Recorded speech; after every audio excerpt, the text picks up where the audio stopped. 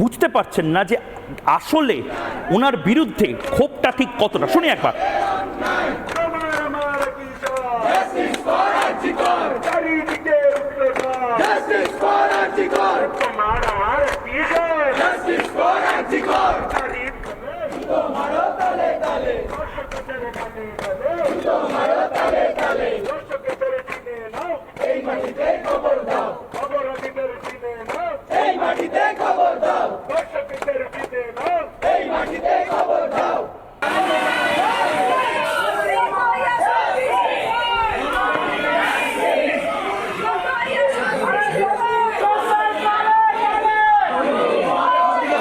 আমরা কেন লড়ছি ভাই, আমরা কেন লড়ছি ভাই, আমরা কেন লড়ছি ভাই, লেগেছে রে লেগেছে, রক্তে আগুন লেগেছে, লেগেছে রে লেগেছে, রক্তে আগুন লেগেছে, লেগেছে রে লেগেছে। একদমই মৃত্যু সেই ছবি আমরা দেখতে পাচ্ছি এই মুহূর্তে দেখানো। মমতা বন্দ্যোপাধ্যায় মিথ্যাচার করছেন। মমতা বন্দ্যোপাধ্যায়, হ্যাঁ, বাংলার মানুষ এত বড় কথা বলছেন, রাজ্যের মুখ্যমন্ত্রী নাকি মিথ্যাচার করছেন। কেন এই কথাগুলো আমি বলছি? তার কারণ মমতা বন্দ্যোপাধ্যায়ের একটি প্রতিক্রিয়া আমি শোনাবো অনুনয়নের কাছে যাওয়ার আগে। মমতা বন্দ্যোপাধ্যায় বলছেন গোটা স্বাস্থ্য ব্যবস্থা নাকি ভেঙে পড়েছে। সত্যিই তাই, একবার শুনবো। মানুষকে অলরেডি 27 জন মানুষ মারা গিয়েছেন এবং 7 লক্ষর ওপর মানুষ পরিষেবা পায়নি। 32 দিন হয়ে গেল।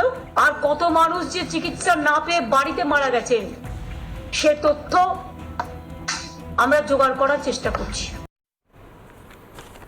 মমতা বন্দ্যোপাধ্যায় এই কথাগুলো বললেন, ভেবে বললেন কিনা জানি না, কিন্তু সরকার বোধহয় জালিয়াতি করছে এখানে, স্বাস্থ্যমন্ত্রক বোধহয় জালিয়াতি করছে এখানে।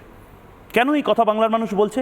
একবার আমি দেখাবো প্লাজমায় যে আসল পরিসংখ্যানটি কি, এবং তারপর আমি জুনিয়র ডাক্তারদের কাছে যাবো। এই মুহূর্তে যে পরিসংখ্যান এই মুহূর্তে রয়েছে একবার দেখে নিতে চাই, কেন মানুষ বলছেন জালিয়াতি করছেন সংখ্যা নিয়ে, পরিসংখ্যান নিয়ে মমতা বন্দ্যোপাধ্যায়। একবার দেখি। জালিয়াতি ফাঁস মমতার। রাজ্য সরকারি হাসপাতাল রয়েছে 245, মেডিকেল কলেজ রয়েছে 26টি, 245টি সরকারি হাসপাতালে ডাক্তার 93,000 ডাক্তার কি নবান্নে গেছিল, লালবাজারে গেছিল, স্বাস্থ্য ভবনের সামনে আছে? মিথ্যা কথা কেন বলছেন? 93,000-এর মধ্যে জুনিয়র ডাক্তারদের সংখ্যা 7,500 জন। এই 7,500 জনের জন্য গোটা সিস্টেম পড়ে যাচ্ছে। 8% সামান্য বেশি এই মানুষ, এই জুনিয়র ডাক্তার বা ওয়ার্ক স্ট্রেংথের জন্য গোটা সিস্টেম পড়ে যাচ্ছে। এই রাজ্যে সরকারি হাসপাতাল 245টি, এই 245টি হাসপাতাল একেবারে কাজ বন্ধ করে দিয়েছে। এটা কি সত্যি? অনুরণ পাল এই মুহূর্তে আন্দোলনকারী জুনিয়র চিকিৎসক রয়েছেন। এই ফিগারটা সত্যি না মমতা বন্দ্যোপাধ্যায় যা বলছেন সেটা সত্যি? কালকে প্রেস মিটে উনি আরেকটা কথা বলেছেন যে আমরা নাকি ছোট, উনি বড়। উনি হয়তো বয়সে অনেক বড়, কিন্তু উনি আমাদেরকে যতটা ছোট মনে করছেন ততটা ছোট বোধহয় আমরা না।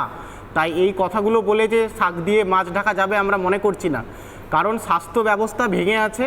আমি এখানে দাঁড়িয়ে পরিষ্কারভাবে বাংলার মানুষকে জানাতে চাই, এই সরকার, এই প্রশাসন ভুলে গেছে শেষবার এরা কবে স্বচ্ছভাবে নিয়োগ করেছে। 2018 সালের পর জেনারেল ডিউটি মেডিকেল অফিসার এই পোস্টে কোনো স্থায়ী নিয়োগ হয়নি। একবার স্পেশাল ড্রাইভ হয়েছিল। 2017-র পর কোনো ডেন্টাল সার্জন নিয়োগ এই রাজ্য সরকার করেনি। তাই স্বাস্থ্য ব্যবস্থার যে পিরামিড, সেই পিরামিডের একটা ছোট্ট অংশই জুনিয়র চিকিৎসকরা চালায়। বাকি অংশ জুড়ে দিনের পর দিন নিয়োগ না করা এবং সেই নিয়োগ করলেও সেই নিয়োগে স্বজন পোষণ করা, তার ফলে স্বাস্থ্য ব্যবস্থার কঙ্কালসার চিত্রটা